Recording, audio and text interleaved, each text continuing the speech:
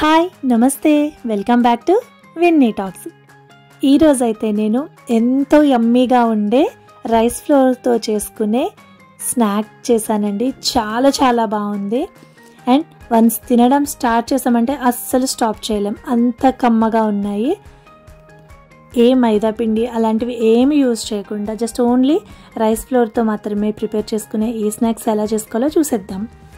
ముందుగా ఒక ప్యాన్లోకి 3 cups water తీసుకోవాలి.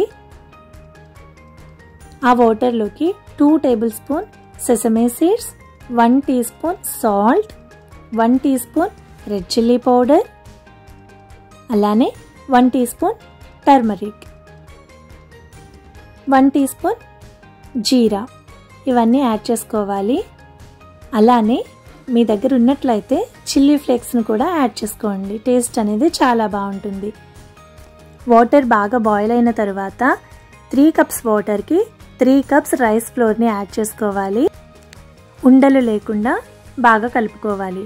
అలానే 1 టేబుల్ స్పూన్ నెయ్యిని కూడా యాడ్ చేసుకుంటే టేస్ట్ అనేది చాలా బాగుంటుంది. నెయ్యి అనేది ముందుగా వాటర్లో యాడ్ చేసుకున్న సరిపోతుంది. నేనైతే తర్వాత వేడిగా ఉన్నప్పుడే యాడ్ చేశాను.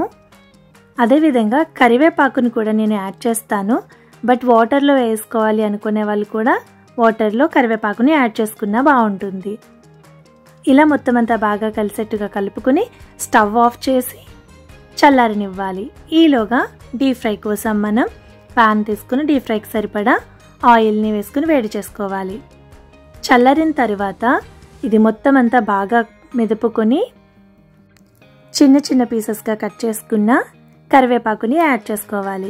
ఇదంతా బాగా ముద్దలా దగ్గరికి కలుపుకోవాలి. ఈ స్నాక్ అయితే చాలా బాగుంటుందండి. పిల్లలకి పెద్దలకి కూడా చాలా ఇష్టంగా తినేస్తారు. డెఫినెట్లీ మీరు కూడా ట్రై చేయండి.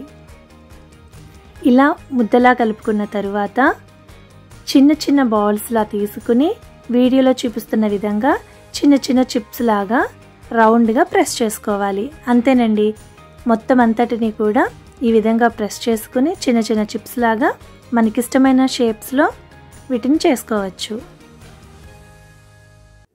వీటిలో నువ్వులు యాడ్ చేయటం వల్ల టేస్ట్ అనేది మరింత హైలైట్ అవుతుంది.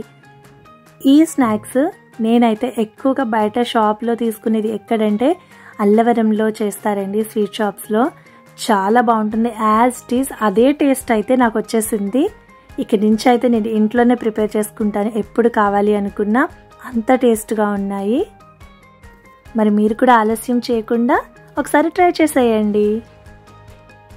మనకిష్టమైన షేప్స్లో ఈజీగా చేసేసుకుని మొత్తం అన్నింటినీ చేసుకుని ఒక పక్కన పెట్టేసుకుని డీప్ ఫ్రై చేసేసుకుంటే ఎంతో టేస్టీగా ఉండే రైస్ ఫ్లోర్ చిప్స్ అనేవి రెడీ అయిపోతాయి.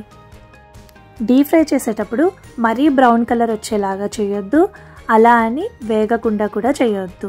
అవి ఈవెన్గా ఫ్రై అయ్యాయి అనగానే తీసేసుకుంటే సరిపోతుందండి.